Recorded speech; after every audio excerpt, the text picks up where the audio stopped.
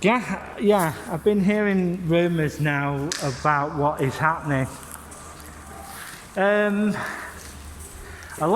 quite a few of the smaller energy companies have gone out of, or heading for a crash, and this is going to, at this point, it's going to get really messy. Also, I've been hearing about mortgages. Well, in a lot of cases now that I've been hearing, that some mortgage lenders are basically turning around and saying that, sorry, we're not going to give you any credit. So that is just one of the things that I've been hearing. And yeah, it's not going to be good at all. And and the other thing I've been hearing, copper prices, silver prices, platinum prices and gold prices at this moment are going to be on the decline, because people will be dumping their precious metals on the open market. A lot of jewellers are, especially pawnbrokers, they're going to be filling the market with cheap gold and silver, and maybe platinum as well. So you've got to be ready for this, what's going to be coming, because it's not going to be pretty, folks. And also, a number of credit card companies have basically turned around and said that, well, we're sorry, but we're going to rein in your credit, and a lot of people are going to be struggling to actually pay down their debt because interest rates are going to shoot up. The UK Chancellor has turned around saying maybe 6% or more.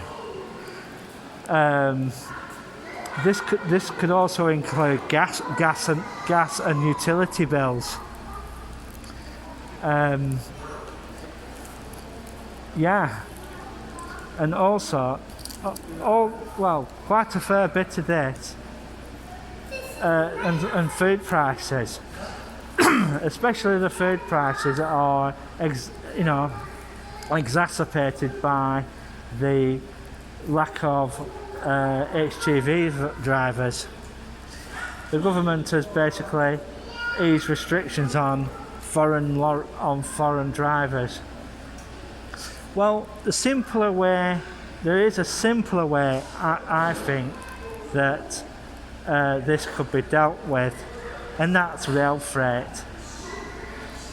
I really do feel that rail freight is not being utilised enough. There's places like Manchester Freight Terminal. They have empty containers sat by the wayside because there's no product going out. What they could do is basically get all those empty containers and swap them for full ones with product in, and then bring it in on trains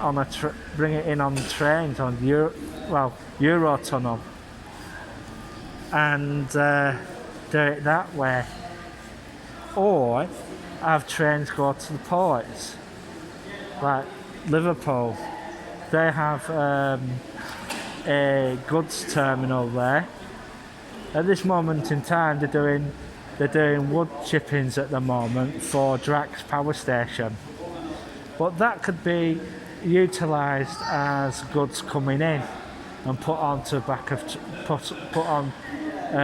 back of trains. And what they could do is send the lorries out to the last mile, 2 mile, maybe 3 mile, and pick the containers up that way. so that, you know, lorries won't have to travel as far. It's just one of the things that I reckon should happen. So, yeah. Well, that's another way that they could ease the crisis.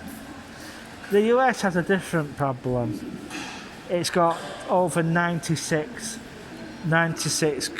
on one coast. It's got over 96 cargo ships sat there waiting to come in. But the major problem the US has, they don't have rail to the dockside. You know, a lot of their stuff has to be brought in by truck on truck trailers. But you know, they do have some rail container freight, but not as much as they should have. I think it's the time that the US thought about doing it how the way the British are going to start doing it, putting containers on the back of trains, because you can, I think it's 60 lorries, 70 lorries if you put it on the back of a train. You know, that's quite a fair bit of stuff. And then all of a sudden the food supplies would disappear. But it's the tanker drivers which we have a problem with. You know, fuel. So we'll just have to wait and see. This is the reason why we should really start pushing our transport to go to electric, such as buses and stuff. Yeah, I was going to go out today, but with my friend, but see what happens. Well, I'm gonna get on this bus and get off at Toba.